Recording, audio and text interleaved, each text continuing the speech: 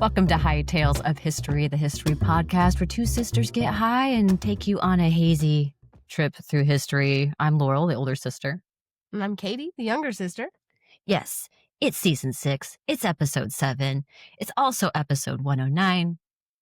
Just a little reminder that we're doing 5 episodes each. So like instead of having 2 stories, Katie and I are switching off ping pong, a ping pong battle of the season with our history. So please let us know how you like this format because we're going to be continuing it going forward unless like you, the listener, is like, fucking hates it.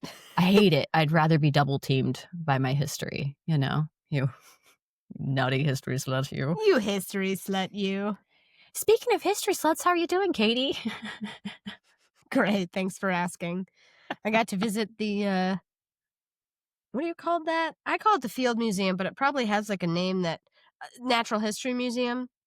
The Field Museum of Natural History, I think, is its full name, but you say Field Museum and we know what's up. Well, there you go. I was at the Field Museum. I got to see Sue. I got to see dinosaurs, Parasaurolophus, of course. I got to see... I love the fuss I made over Parasaurolophus was like so much that like everybody like immediately came over to like look at it. And I was like, I'm just a girl who just feels really fucking strongly about dinosaurs, particularly Parasaurolophus. I'm just a girl standing in front of a Parasaurolophus asking, why can't I have one as a pet? You know? Right as I'm sitting there and Blake goes, they're huge. I'm like, I know. Yeah. And Sue's new exhibit, which you've seen, but I finally got to see. I cried. I definitely cried. Not like bawling, like ugly cry, but like I definitely like had like tears, like I had to wipe my tears, if you know what I mean. Yeah. Because it was just so like I was just so overcome with emotion. And I was like, this is the correct amount of like fanfare that she should have. Mm-hmm. And it's cool. And there's like, you know, like how many decades worth of research, because she was found in the 1990s. So she's had like at least 3 decades worth of research into her, you know, and this is like, they kind of, it's cool to hear that presentation and they share all that with you. It's like, oh, okay. They don't just sit there and collect dust in the museum. Oh, speaking of that. And then there was the room of forbidden T-Rexes. We were wandering down and around in the basement and we had gone down a hallway. It's like where you go to the 3D movie. As we got down the hallway, there was just a door like propped open with like a chair shoved in front of it. And like in that room, there was like desks. You know how like in college you would sit like 2 or 3 to a desk and you would put your stuff in your chair and you had stuff on the table. Mm-hmm. You know, it was more of a table than a desk. And like there was a very clear like professor spot. Mm-hmm. And then like just a bunch of stuff like it looked like the study room. And then all the shelvings that hold like artifacts. And right in front of both of those were 2 giant T-Rex skulls, unless they're casts of them. But I think they're probably cast. They might have been what they used, you know, for Sue. Oh, maybe. I didn't think about their that. Other casts but, like, of Sue. Museums are great, folks. You just, you know, like...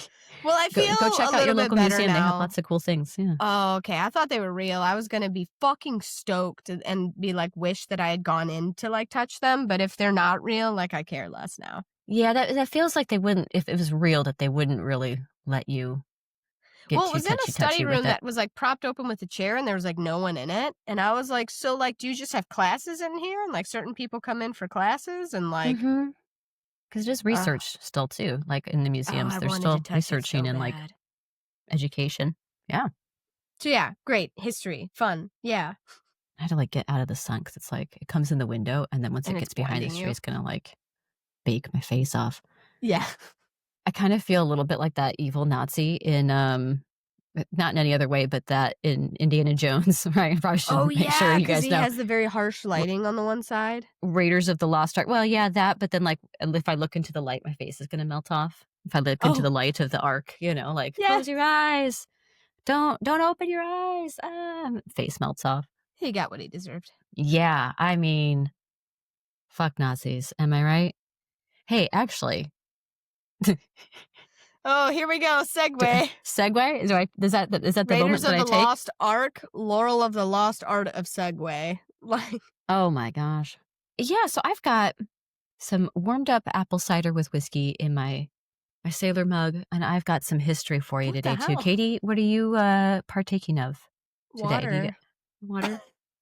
water? Water. I've got whiskey and an edible. And the light of the ark and the Lord's The spirit light of upon a my face. thousand Light suns. of a thousand suns. Yeah, it's like amplified through that window.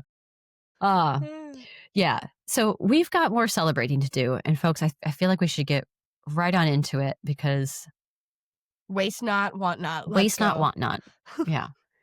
Now I'm gonna keep hey, speaking of this light shining on my face so brightly, I'm gonna keep shining that spotlight on the folks who contributed to American history, whose history has been recently altered and or threatened. I'm not okay with it. This is the soapbox I've been on all season. I will highlight and celebrate and point this thing out. It burns your biscuits, man. It burns my biscuits. But honestly, I swear, folks, that these topics are all ones that I have had on my list for a very long time. It's like now circumstances call that I have to bring them all up at once. So sorry about that. I'll It's break relevant. it up. It is. It's relevant, and it also so much is happening between like the times that we see each other.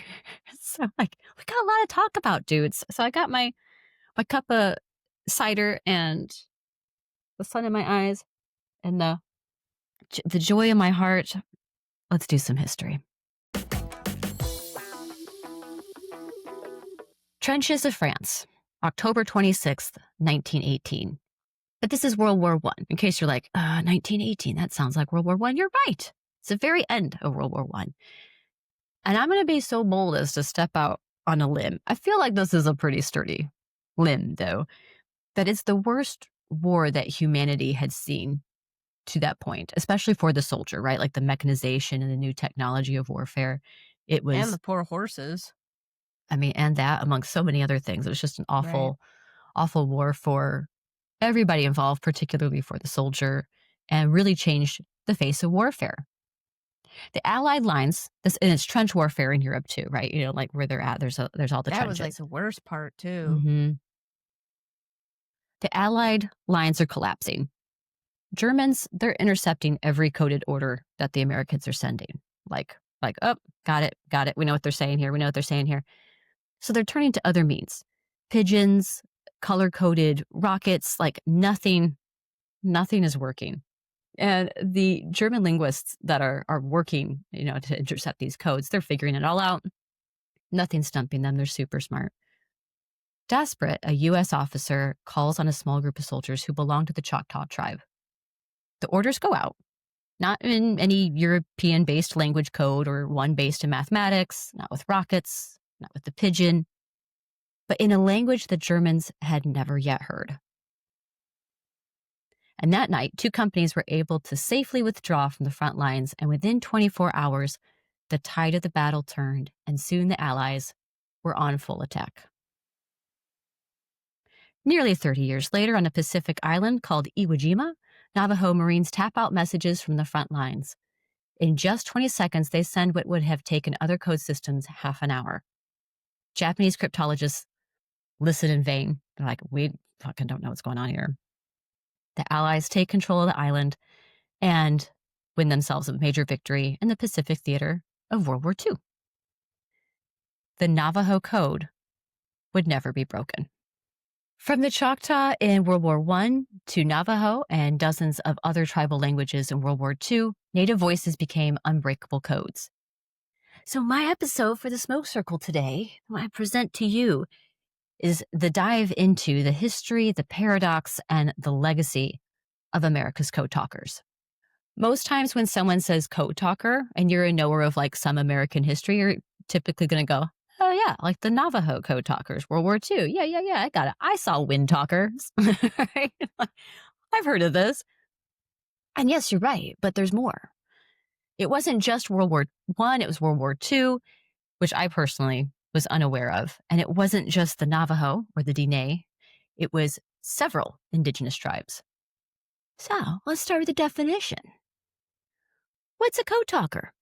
A general definition refers to the hundreds of Native American servicemen from more than 20 tribes who used their indigenous languages to send secret coded messages, such as enemy position, movement of troops, attack plans, etc., etc., etc. Anything important. Yeah. And the use of these coded messages from indigenous language ended up saving thousands of lives at least. Like, it's countless. I mean, we don't know what that number is, but we know that it's significant, thousands of lives, and really help secure a lot of like major allied victories, in both world wars. But herein lies the rub, folks. The same languages that the US government was asking these native soldiers to speak, the languages that the US military was benefiting from, were the same ones that the US government had been working for decades, a century at least, um, to eradicate. Even while asked to codify their native language, children from the respective tribes back home were being punished in horrible ways for speaking the exact same words, or like speaking in that language. So this is going to be a tale of like celebration and strength and power, but we do have to talk for a moment about the American Indian boarding schools. Big boo. Okay, because Yeah. this Boarding is a schools huge, in general. yeah, this is a um huge part of this story. So it is important to talk about. In 1819, U.S. Congress passed the Civilization Fund Act that provided education of Indigenous children, quote, for the purpose of providing against further decline and final extinction of the Indian tribes, to instruct them in the mode of agriculture suited to their situation, and for teaching their children in reading, writing, and arithmetic, end quote. So the funds were given to churches who had already been in the area, who were trying to convert, right? The missionaries, the missions, they're already in the process of converting Native Americans to Christianity. So what started were day schools, just like a regular school. Kids would go during the day, they would have their reading, writing, and arithmetic. I'm not saying it was great, but that was like what it was. You went, there's education, they came back home at the end of the night. But over time, there was this realization that like that won't do at all, because if you really want to fully assimilate Native children into whiteness, letting them go home at night doesn't work, because then they can still speak their own language. They can go right back into their culture. So thus, the boarding school came to be. And for 150 years, from 1819 to 1969, I'm going to say those years again, 1819 to 1969, the government funded more than 500 American Indian boarding schools.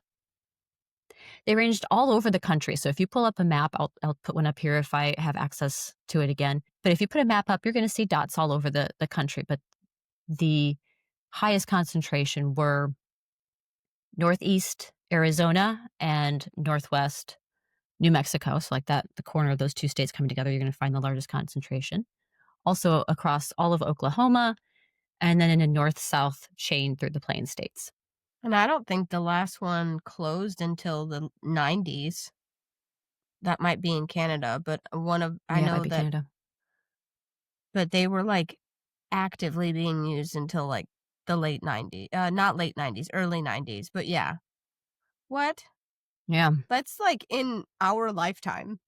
Yeah, that's the thing. Like you can easily get firsthand accounts from people who are essentially like our parents' age, just about, maybe a little bit older, who all have these stories. And no matter what boarding school they were in, the stories are pretty standard across the board of what you're going to hear, and none of it's good, right? Like there's nothing good that came out of it. Like that's real. Like we can talk to people and hear those accounts. And by and large, during this time, especially in the earlier years, um, like by and large, the government would just come and like forcibly remove the children from their homes and be like, right, we're all going to school, gather up the kids, take them to school. By 1893, so again, this starts 1819 is when this all starts up. By 1893, Congress authorized the Indian Office to, quote, withhold rations, clothing, and other annuities from Indian parents or guardians who refuse or neglect to send and keep their children in school for a reasonable portion of each year. So, like, there are accounts. I've read some firsthand accounts in a couple of my sources that are listed, as well as uh, Chester Nez, who wrote a memoir, which is very popular. I've got that in my show notes too. And in his book, he was talking about how, in his memory, this is his memory as a child, but he's like, there seemed to be kids that were like 5 or 6 years old. That was like the youngest ones. Most of us were like 7, 8, 9. But it was a wide range of children. But a lot of times they're under 10, under 12 that are being taken from their parents and taken to these schools.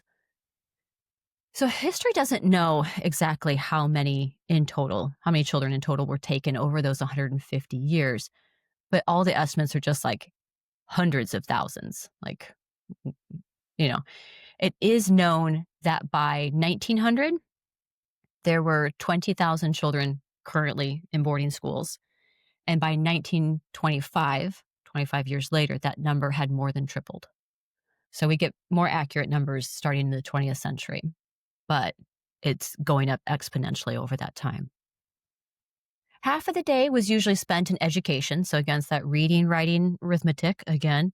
The other half of the day divided boys and girls between different skills. Like, so the boys were doing carpentry, shoemaking, tinsmithing. Girls would be sewing, knitting, housekeeping skills, like learning all these things. And then on top of that, the students frequently would be detailed. They would have a work detail, so that was working in the fields, doing laundry, working in the kitchen, working in the barn. And some of those things are like, a lot of those things are like really dangerous work. I would say it's So, kind of like prison. yeah, it Where could you're be, given a task to do, whether it's cooking or cleaning or whatever. yeah. Um, so, and yeah, some of it was dangerous, which led to injuries, sometimes even deaths, because of this work. And the abuse in these the places, like I said, there's no story is good, and you're going to hear kind of a uniform story across the board from a lot of people. Um, but abuse was rampant. Beatings with belts, razor straps, fists. I mean, this was at least commonplace. Um, Kneeling on broom handles for long periods of time. Isolation. Mouths washed out with lye soap, which lye shouldn't be in contact with like your skin and your eyes and stuff, let alone in Because your it burns mouth. you, right? It burns, yeah. Yeah. It left these sore blisters in the kids' mouths that had that happen to them. Pins stuck into the tongue, food deprivation, food security in general. Food insecurity in general. Uh, Verbal abuse, sexual abuse, disease, and these various punishments. A lot of them were doled out for children. I shouldn't even say punishments. It's like abuse, really, but like it was used as a punishment, quote unquote, because kids were speaking their native language.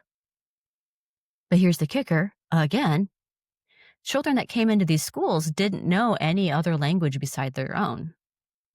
So it's like the government coming and taking Duh. away my little 5-year-old boy and then and punishing him for not speaking Mandarin.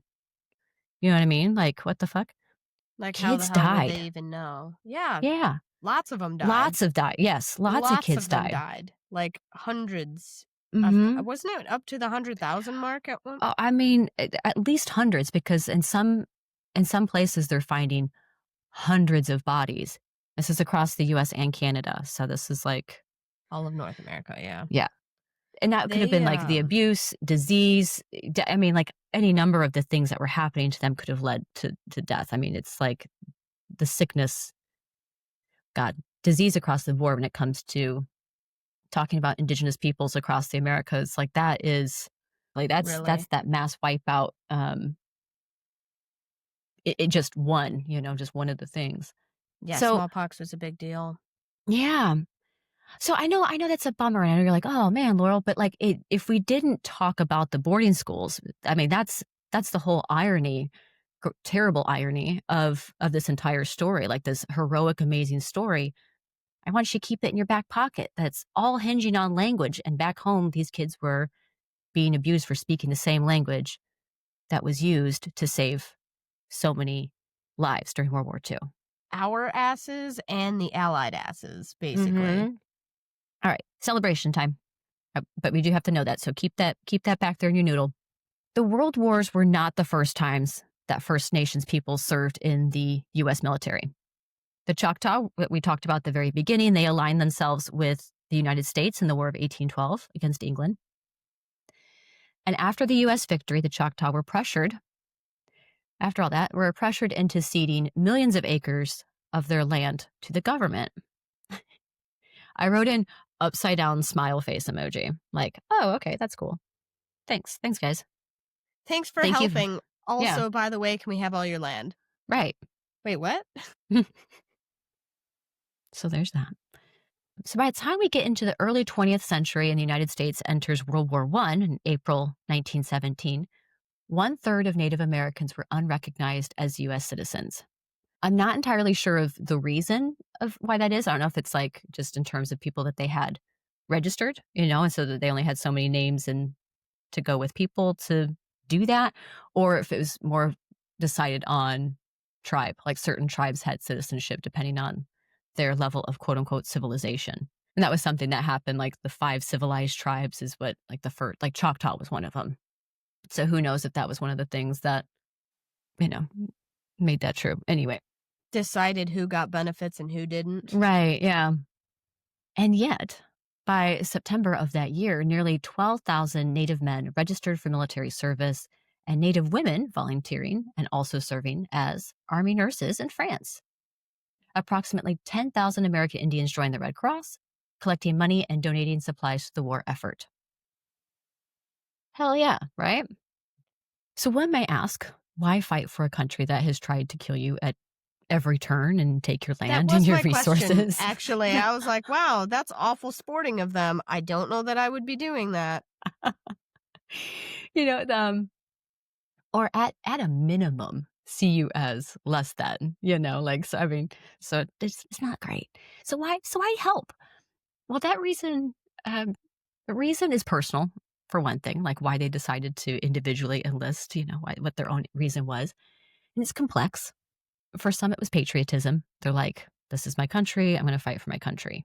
Whatever their country looks like, it's still their land, right? Still their land. Yeah, I was going to say, it's still, that still matters. Mm-hmm. For others, it was this opportunity to prove themselves in battle.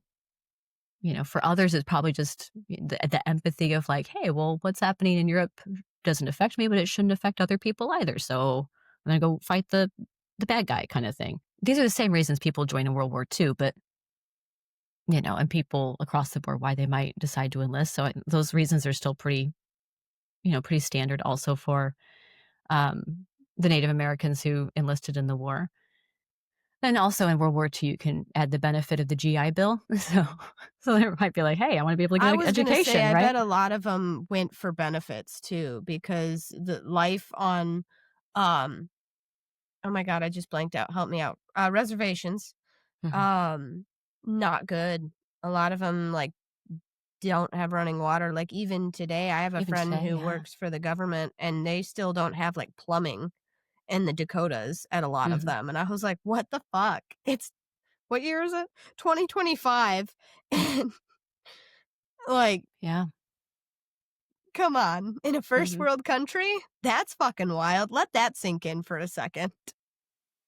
Yeah, that's a really common problem. A lot of reservations, especially in the Dakotas, like with the Sioux. I've seen a lot of account, but I think it's kind of across the board. But I've just seen quite a few. Yeah. So during World War I, the idea for using Indigenous language for code came when American officer Colonel Alfred Wainwright Bloor, Wainwright Bloor, was watching a few Choctaw soldiers talking amongst themselves. Solomon Lewis, James Edwards, and Ben Carterby, who actually had all been at the same boarding school. They're all having a chit-chat in Choctaw amongst themselves, and Bloor is watching this and going, well, I don't understand a word they're saying. If I don't understand a word they're saying, maybe our enemy won't understand a word that they're saying. Definitely, they won't understand. This makes sense. It's a good idea. So to try it out, they agreed to post Choctaw soldiers in various units. So they split these guys up, and then we're like, hey, let's just try let's try this out and see if our messages aren't intercepted. Let's see what happens with this. Because they were sending and receiving messages over a telephone system. We didn't have radio going yet, like in World War II, so it was all a telephone line back and forth.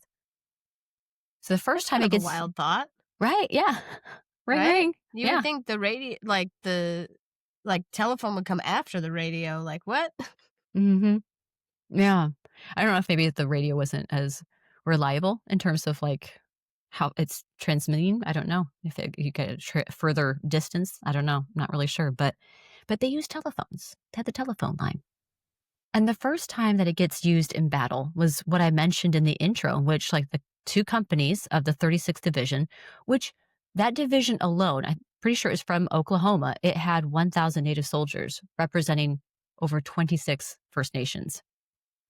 So the use of the Choctaw language allowed those companies to withdraw to safety. Success.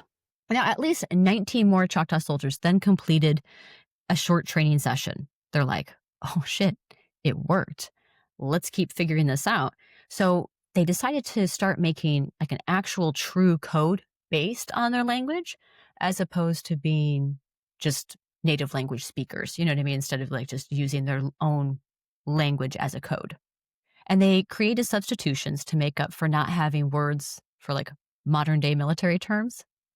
Like, right. So they wouldn't have airplane or machine gun kind of thing in their native language. So they would substitute out words. So like, for example, machine gun was little gun shoot fast. Grenade was stone. Casualties was scalps. Ah, it's Right good on. use of Right it. on. I know. I was like, actually, it works. I was like, man, that checks out. Mm-hmm. Now, the war ends about 3 weeks later, November 11th, 1918. So they weren't able to like put this new code to work, but the foundation's already laid. They're like, awesome, this worked. Let's bank that, boys. Let's keep that in our back pockets in case we Hang ever in have there, to do this segue again. into Yeah. another terrible war. Here we go. Let's go forward. Pearl Harbor is attacked by Japanese forces on December 7th, 1941, and this is when America gets involved in World War II. So Native Americans, they joined. Once again, they enlisted, and they did so for the same reasons, or the GI Bill, perhaps even a greater sense of patriotism, which is the case for like the whole country after the attack on Pearl Harbor. So a lot of people were like, whoa, that's our homeland, like an actual direct attack on our land, which Hawaii, I'm sure the indigenous people on the mainland were like, hey, Hawaii, we see what's happening over there. But also like in that sort of colloquial sense, this is still our land, right? You know, this is our country that we're going to defend. Once again, like a lot of different tribes stepped up. It was the Choctaw again, Hopi, Comanche, Meskwaki, Chippewa, Oneida, and the Navajo or Diné. They call themselves Diné, so I'll interchange that sometimes. 44,000 of an estimated Native American population that was under 400,000. So you have a total Native population under 400,000. 44,000 saw active duty, including nearly 800 women, which was between 5 to 10% of the entire Indigenous population. So on top of that, approximately 150,000 American Indians participated in military service or agricultural and industrial jobs to support the war effort. So all those stats came from the Smithsonian of the American Indian. Now, again, Uncle Sam's military was like, hey, remember that code we had at the end of World War I that worked so good? It was super kick-ass, and like it worked so good. We're going to use native language to create code again. Like that's the path that we're going to go. Base code on the language, the different languages of the different tribes. About 543 American Indian code talkers were deployed in World War II, with about 420, being Diné. Fuck yeah. What's up? The Diné were all sent to the Pacific Theater.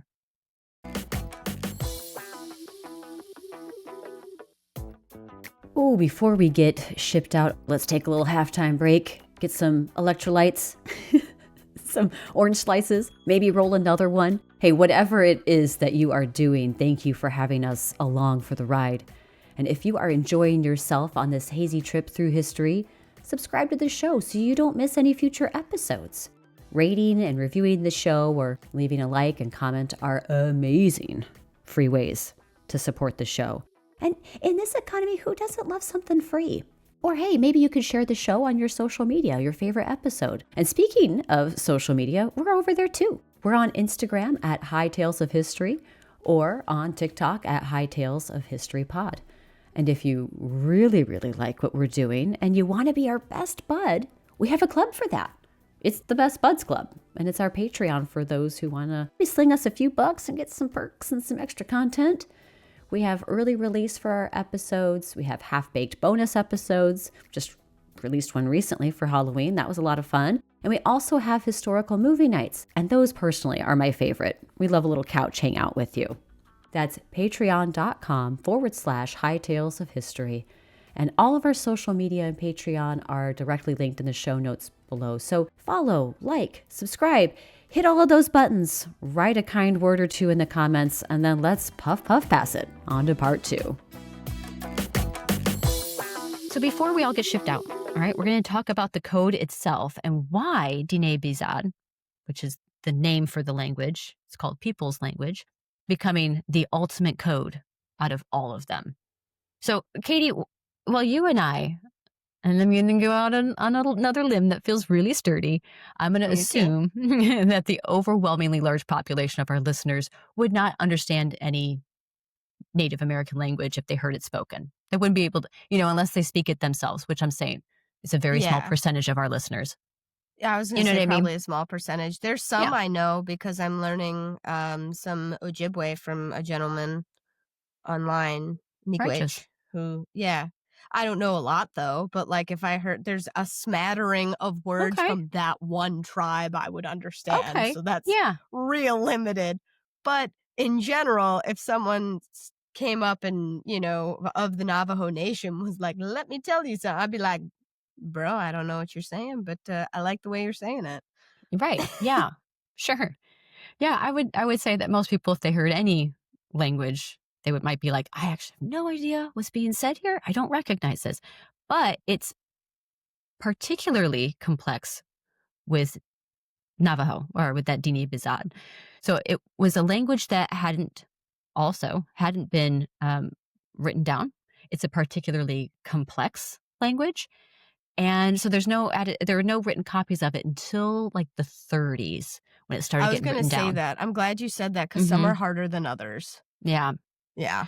So there's some writings that began in 1930. So it's like within slightly over 10-year period. It's the only time we're even starting to see it on paper. It's a tonal language, meaning the pitch and the tone changes the meaning. Structurally speaking, it's centered on verbs, so there's a lot of detail and nuance that can be created just around the action of a sentence, the action words. Similar to Mandarin. Yeah, I was going to say there's some Asian languages that I'm familiar enough with that it's tonal, where if you could say the same, what visually looks like the same word, roughly the same word, but it's said so many different ways. I mean, I think English is like that too in some ways. Oh yeah, English is a pain in the ass. English is one of those ones where it sounds the same, but visually would look different, a lot of times. But English the sound is it's kind of like almost the reverse of that. Yeah, that's a good way to put it. So, so there's a lot that it had going for it. And it was also estimated that by World War II, I mean, these numbers are different now, but by World War II, it was estimated by historians that there were less than 30 non-Navajo people who had at least a working language or working idea of the language, right? So like, unless you were Navajo, unless you were Diné, like there was no way that you were going to know this language for the most part. Right, and certainly no European is going to know it. Not many. No way. It was actually one of those 30 non-Navajo people, missionary or son of a missionary. I'm not sure exactly what his role was, but he grew up, within that missionary community on Navajo land. And he was pretty fluent with Diné Bizaad. But he really championed the idea because he went to the Marine Corps and was like, hey guys, I understand you're looking for some complex languages. And you're doing some code stuff. For you. Yeah, have I got one for you? Have you heard of Diné Bizaad? Right. So the first 29 Navajo Marines are sworn in and sworn to secrecy at Fort Wingate, New Mexico, to develop and test the code. The code used what was called Type 1 method, which means for each English letter, they picked a Navajo word, many of them being drawn from animals. So, for example, A, English, right? Ant. They're going to say, I wrote this out phonetically, so I hope I get this right, Wolachi, which was used to represent the letter A. So they said ant, Wolachi. And they kept it for them, like really, they kept it all in their heads because there was supposed to be no note taking. Any of their materials that they used to help develop the code or like talk about it or anything were locked away at the end of the day. The Diné soldiers therefore developed the most complex code with over 600 terms compared to about 250 from the Comanche in World War II and the Choctaw in World War I, who developed 20. So like, holy shit. But like the Choctaw and other native languages, Navajo Marines who were developing their code also didn't have modern-day warfare terms as part of their language. So, for example, a submarine was called Ironfish. Makes sense. Dig it. That's a great name for it. Right? Ironfish, man. Iron Maiden, Ironfish. That's the name of your band, right? According to code talker William McCabe, quote, all the services like the Army and the divisions and the companies and battalions, regiments, etc., we just gave them clan names. Airplanes, we named them after birds. Like the buzzard is a bomber, the hawk is a dive bomber, patrol plane is the crow, and the hummingbird is the fighter. Oh, yeah. That's amazing. Yeah. Mm-hmm. Even to other Diné Bizad speakers, the code sounded like complete gibberish to them. So even if like the Navajo they don't code have a talkers, form of reference. right? Exactly. They're Right. like, what are you just saying random stuff to me? Like this doesn't make sense. Their training included voice procedures, call signs, microphone techniques, like transmission, message transmission, troubleshooting, all of that, how to use the equipment, how they work together as a team, because there'd be 2 per radio. And they got really good with their messaging, and they were able to send about 3 lines of English text, coded, send it out within 20 seconds. Which is pretty amazing. Holy shit. I mean, that is like speed of light in comparison to what it was doing before, because the cipher machines would take about half an hour to do the same amount of text. So like, fuck that. Like that's that's too much time when like, especially if there's an emergency, like holy shit. Mm-hmm. If there's a sub in the area or something. Yeah. Mm-hmm. Yeah. The Navajo code talkers, who once again were Marines, to boot, like they're Marines and they got this like sick code that they're going to use and help everybody out, like rock stars. They like walking out in slow motion. They got explosions going off behind them. They're like, there's a sick, heavy bass line. Sick. Yeah, definitely. That needs to happen. It's Testament playing though, because Testament is a native band, so. Fuck yeah. All right. That's perfect. Fucking love Testament. Holy shit. Anyway, carry on. But they're sent out in the Navajo code talkers were sent to the Pacific Theater. Other tribes were sent to Europe. So the Comanche especially ended up in Europe. They were huge helpers over there. We'll talk about them in a second. But the Navajo, who I'll be focusing more on here, all sent to the Pacific Theater, and they were instrumental, really. They were used for every major Pacific campaign. And like decisive battles too, right? Like Pacific Theater, I don't know as much about the Pacific Theater versus the European. You know what I mean? I know a little more history in Europe. Same. But I got to see a little bit of that Band of Brothers about it, and I know it was more violent than people realized. That's what I do know about it, and like I kind of heard like like I said, I got the gist of it during that. I don't remember what it's Band of Brothers, but it's the Pacific, yeah. Yeah, the Pacific, yeah. Well, fucking oath. Look at you. You fucking knocking it out of the park right now. Thanks. Yeah. But yeah, and I remember like just some of the scenes where they were like, it was particularly brutal. It was rough. Yeah, the Pacific Theater, in my opinion, and I had to look this up to kind of verify that, but I've always had the understanding that the Pacific Theater had really large scale. Yes, it was a lot of island hopping, invade, invade, invade, invade each island that they hop to, which is super dangerous. I mean, it's all dangerous, but I mean, like when you're an invading force, like there's can be very high casualties, which was exactly the case in the Pacific Theater. Higher casualty wars or battles typically. A couple of the code talkers later said, like, some people got the idea that being who we were and being like the radio guys, we might be in the back, but that wasn't the case. We were up there with the rest of the soldiers, like, which is super dangerous anyway. But yeah, any They notion that didn't even anyone put them in had, like a bunker. Like, hey, we really need these guys. What well, the no, heck? it's faster to be nearby and be able to send the messages and stuff Oh, like that that. makes Yeah. sense. And plus also with the way the forces, I assume. All right, so this is just me talking here. As you're moving your way across the land jungle, I would imagine it kind of makes you a little more like staggered, in your Yeah. formations and stuff. And so there's probably times where like, yeah, just naturally the radio men were just closer anyway. I don't know. Yeah. That's my 2 Depending on cents. where you're at in the line, yeah, as they're moving through. Yeah, I didn't Mhm. think about that because when you're hopping through the Pacific, a lot of those islands are very jungly, Yeah. and yeah, Mhm. Also on top of that, Japanese had a tactic where they would target, and this makes total sense also, they would target officers, radios, or like messengers, basically, and medics. So basically, of course. target the people that can help and communicate quickly, and the people that lead. Then therefore, there's chaos and confusion and terror, right? It's easier to take the enemy down. Yeah. Yeah, Japan, man, when they come to a fight, Japan does not come to play. Like, No. Japan comes fucking armed to the teeth, and you better watch out. Yeah. I mean, Mhm. it was really tough. Yeah, and it's their home too, right? At this point now, you're invading into like Japanese islands, and yeah, so there's like that sort of like fight for the homeland too, that puts a different it puts a different motivator on top of your service, for the Japanese, I would think. So it was rough stuff, and the code talkers were there like sending the messages, go, go, go. They did have a soldier assigned to each of them. The soldier, some people could go like, "Oh, it's a bodyguard," and it's not really.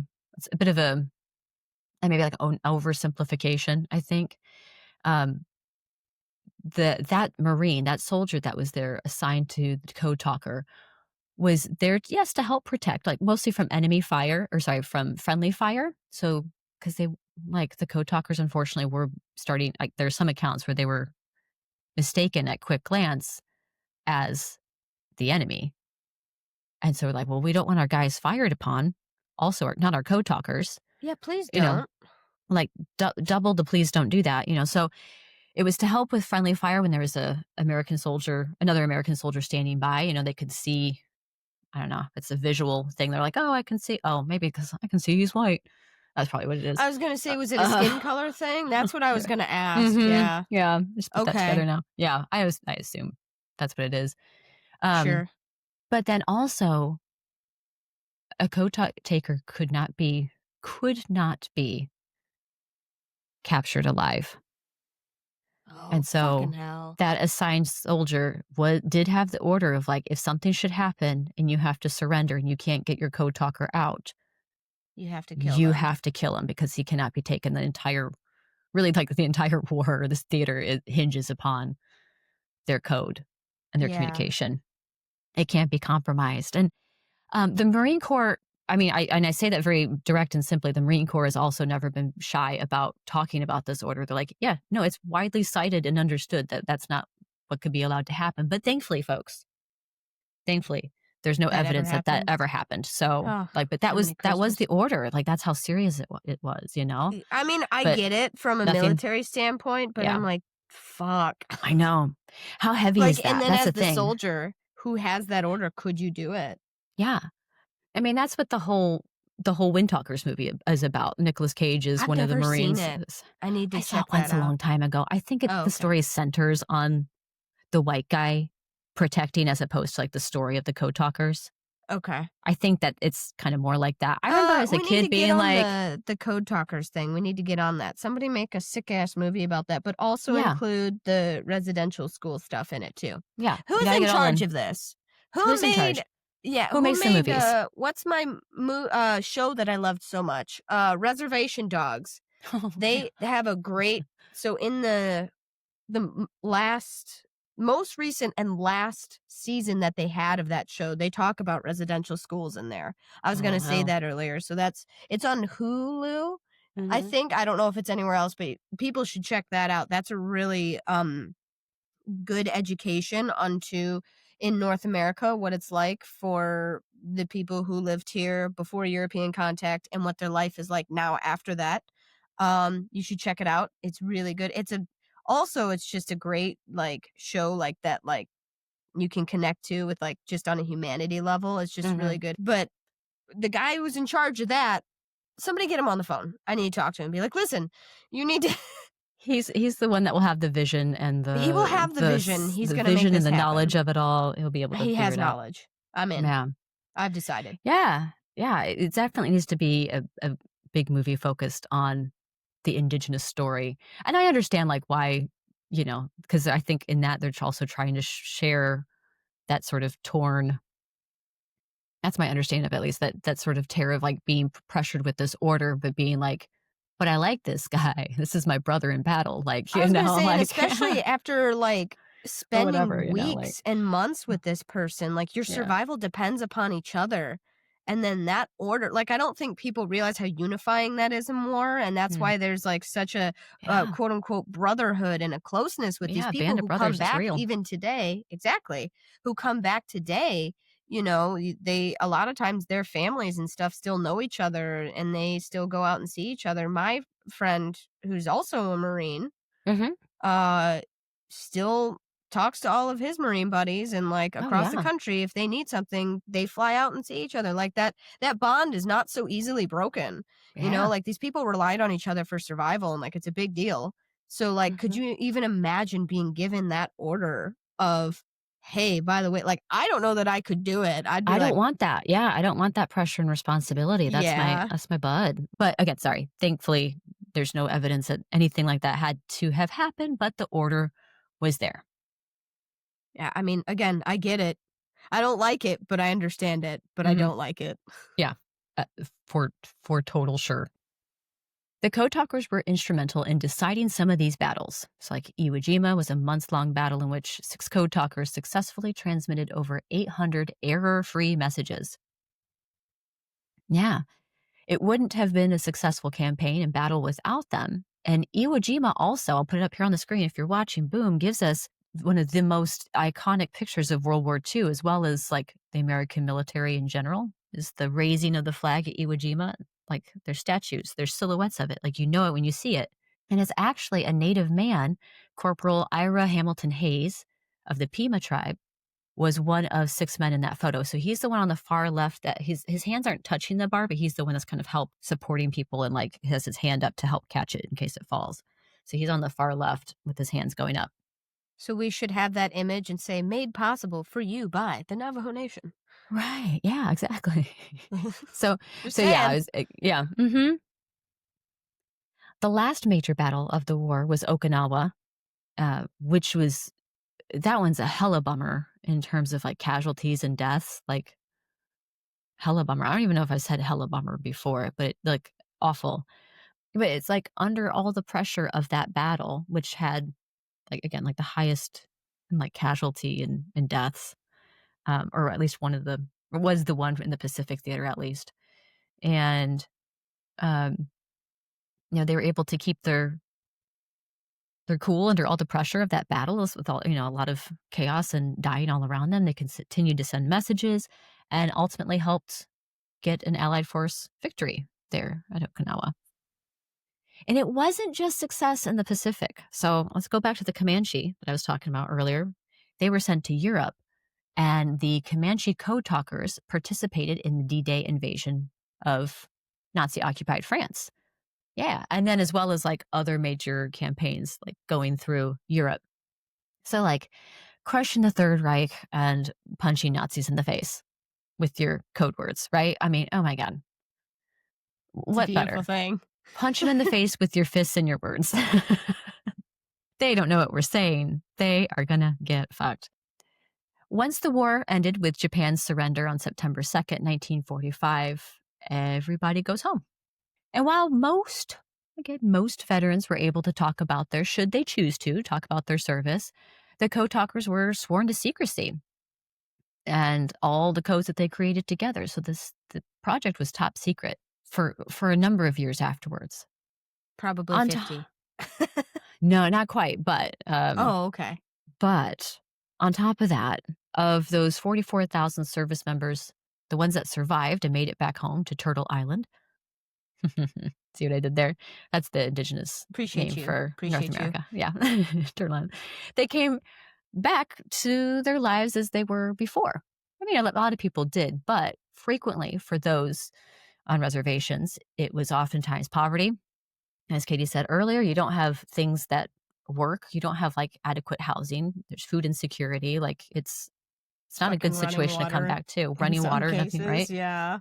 And again, I know this is like the middle of the 20th century, so that might be common in a lot of places, but it's still the fact that it's still the case today. I mean, like nothing had changed. So that's really what gets me. Yeah. Mm-hmm. And then again, once again, those schools weren't closed until 1968. So, no, sorry, 1969. So they still have these like fucking barbaric boarding schools that their children are being sent to. Also, even though they were granted their citizenship, they lacked in 1924, they lacked full voting rights until 1948. So 1924, everyone like, all of you who we've taken your land from are all citizens of your own land. And they're like, yeah, we know. We know that's like always been the case. Thanks. Before, but Yeah. thanks for the fucking memo. Right. Gotcha. I mean, they probably said that. I don't want to put words in their mouth, but they might have. Like, I will. Hand me the phone. Hand me the phone. But take heart, dear listeners. So there is some good here, and there's empowerment that comes back with this. Using their language in war, and also knowing how it changed the face of war at the end of World War I too. But they came back and helped to revive their language and culture within their community. So there's like this renaissance of sorts for their culture and like getting back in touch with that again and their traditions. And then also a lot of them use the GI Bill to get an education. Some of those used that education to then become leaders in their community or work to advocate better for their community within government. So there's some good things that came out of that there in that sense, in terms of like what they could bring back to their people. Use it for your people's benefit in that sense. It's better than nothing, I suppose. Yeah, no, I know. It's not like it doesn't it's close the wound. But yes. Yeah, it doesn't close the wound at all. Right. Yeah, exactly. It's just like, okay, well, here's how we can use this back. Here's how we can use this back and help the people. In 1968, the declassification of the Code Talkers program finally allows for the public to recognize all the Code Talkers. 68? 68. Okay. But it was and people, once they found out, they're like, oh, this is really cool. But it took like the rolling the ball forward, getting that momentum in order for it to be more widely recognized and known. 1989, France awards the Comanche Code Talkers the National Order of Merit. So that's for the Comanche Code Talkers in World War II. And in 2000, U.S. Congress awards gold medals to the original 29 Navajo code speakers, like the original 29 that like first developed the start of the code, and then gave silver medals to the others.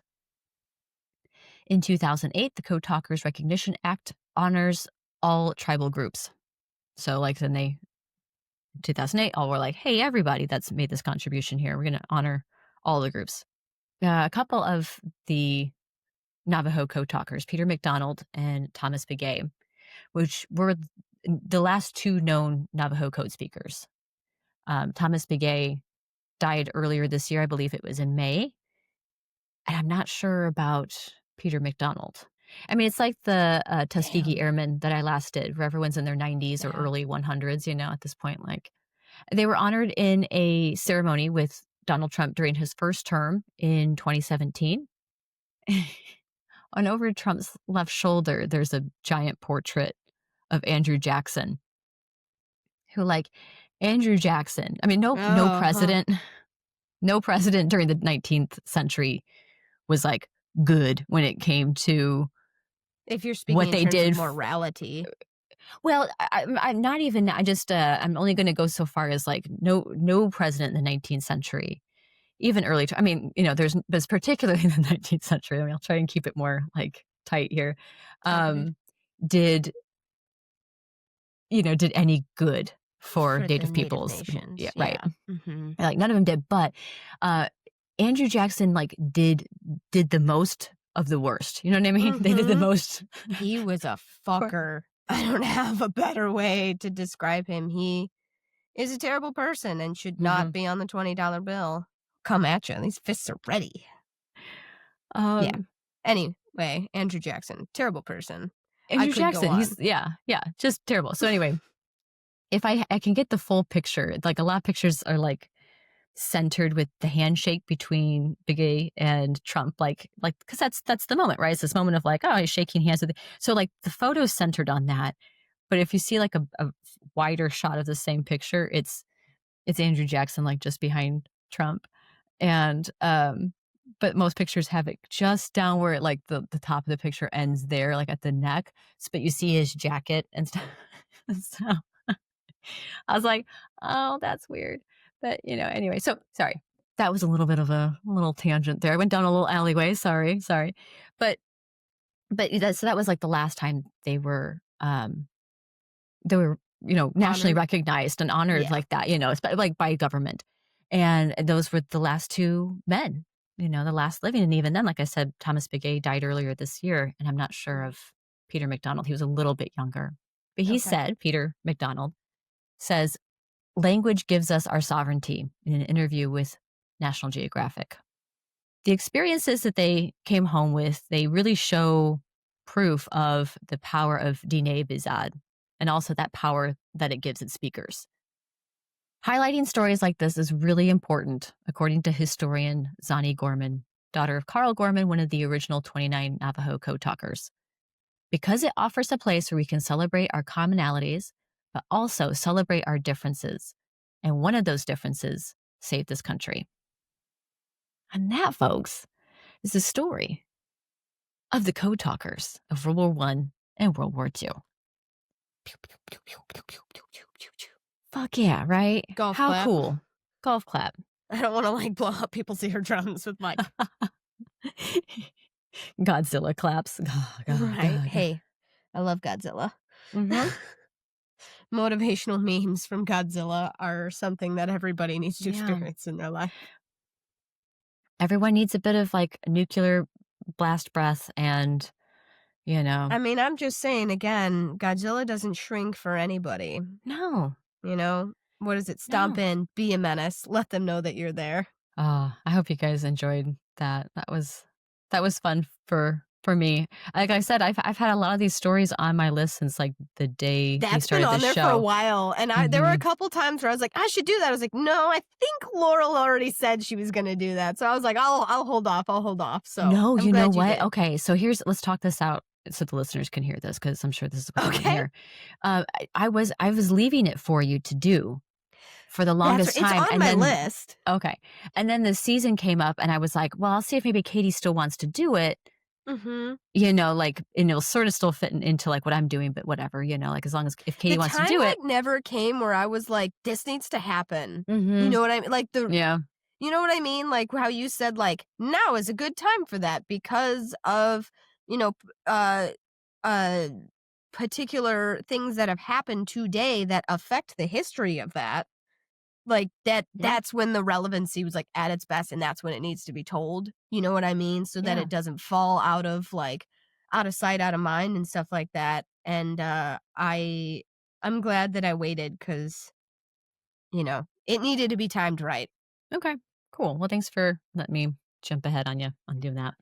So I have one more episode to finish me out for season 6, and Katie and I have got that one recorded. It is a doozy. It's so much fun. We have a guest come in for that. So It's a good that's how I one. get to end my Oh. my season 6. So you'll have Katie 2 more times. So she'll be back in a couple weeks with you, and then she'll be the very last one of the season. And then we take a little break-a-rooski.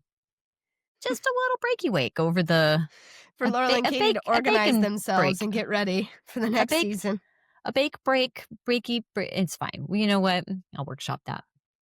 Yeah, over over the holidays. I'm looking forward to whatever you've got for us, though, Katie. So that'll be episode 110 in a couple weeks with Katie.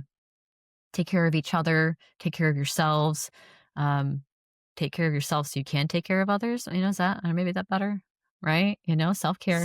Self-care Touch is some care grass. for everybody. Right, Touch exactly. some fucking grass. I can't care say of that enough.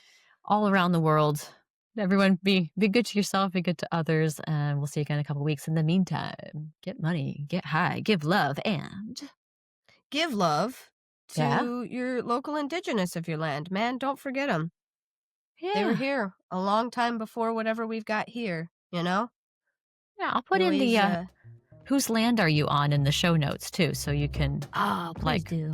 Yeah, good one, Katie. Thank you. And thank you guys for being here. We'll see you again. Bye.